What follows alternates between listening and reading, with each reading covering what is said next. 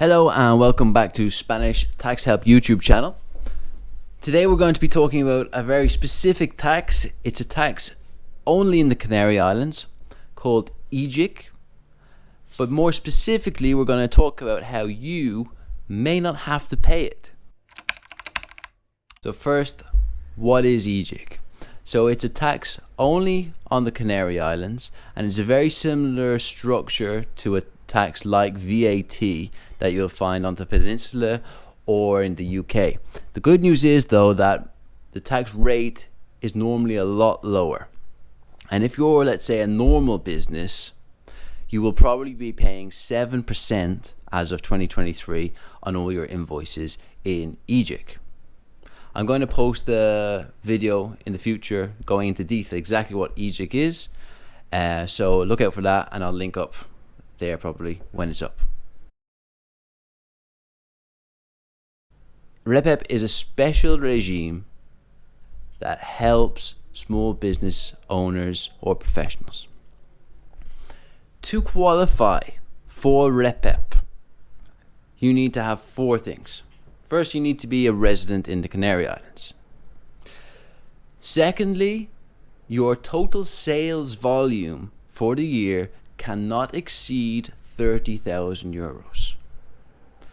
3, you must submit a form or a modelo, as they say in Spain. And this modelo is form 400. You must submit this to the tax authorities to say that you're included in this REPEP regime.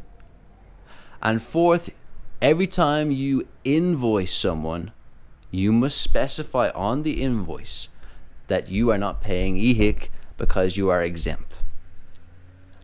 If you have those 4 categories, you do not have to pay the IGIC tax, and that will probably save you 7% on all of your sales. So let's do an example to help people understand what type of savings this REPEP can actually give you and how to apply it.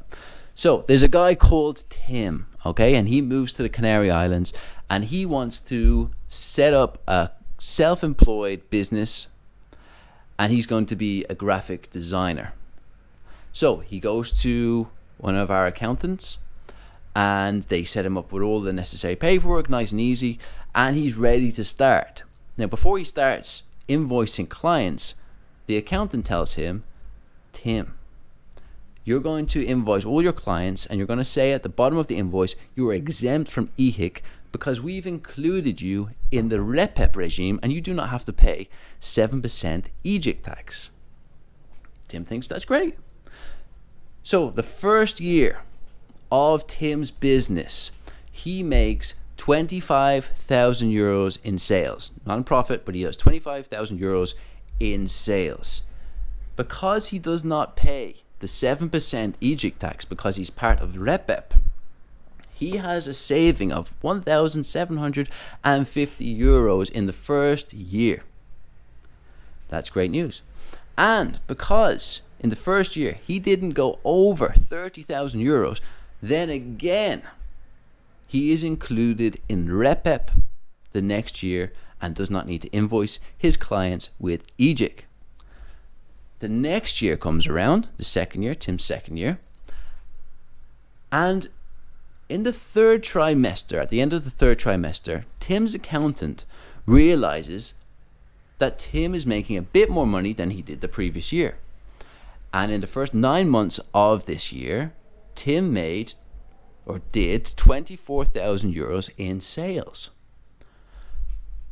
Because Tim has an amazing accountant, Tim's accountant calls Tim and says, hello Tim, I've been looking at your accounts, and in the first 3 trimesters you've done a total sales volume of 24,000 euros. That means that you only have 6,000 euros left to make in the 4th trimester before you go over the threshold, and you will have to pay IGIC tax of 7% the next year. And also, Tim, just to warn you, if you go over this 30,000 euro threshold, you will not be allowed back in to REPEP for 3 years. So it doesn't matter if you only make 10,000 euros next year. or the next year after that you make €8,000, you will still be paying the 7% IGIC tax until 3 years' time. So just think about this, Tim. Have a great day, Tim. Bye. Tim has to now think, is there any way I can keep my sales volume under 30,000 this year? Maybe Tim invoices some of his clients at the start of next year and manages to keep his sales volume under 30,000. Let's say Tim does that. Okay, so the second year in Tim's business, he does €29,000 in sales volume. He does not pay 7% IGIC tax. And again, next year, he's still included in the REPEP. The next year, Tim's business blows up. He gets all these big high-paying clients, and he's doing €150,000 in sales volume. Because Tim was smart, and because he did not go over 30,000 the year before, he still does not have to pay 7% on any of that 150,000 sales.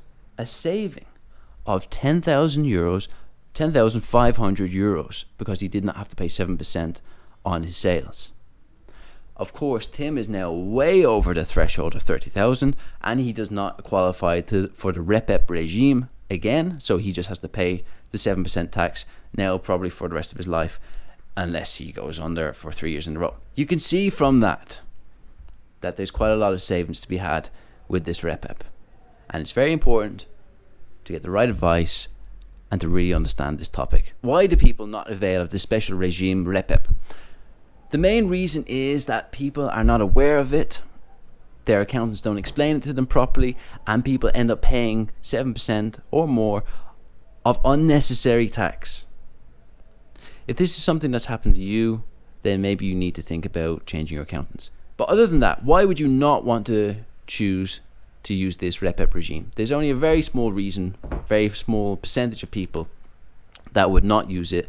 And that is if you're going to have a massive amount of investments in the first year or two of your self-employed business, and you want to deduct this IGIC, this negative IGIC that you've accumulated through your investments over the following years. But this is a very, very small minority of people that would actually want to do it this way, and 99% of people would really, really benefit from this REPEP regime. There is more to say on this topic. There's a few more complicated parts on REPEP, but we're not going to go into it in this video. If you want to know more or get specific guidance on this topic, please reach out to us on our website at SpanishTaxHelp.es. If you found this video interesting, please like, share, and subscribe. If you found it boring, then maybe you need one of our professional accountants to take over and do this terribly boring field of accountancy for you, so you don't have to think about it. If that's the case, get in contact on our website at SpanishTaxHelp.es.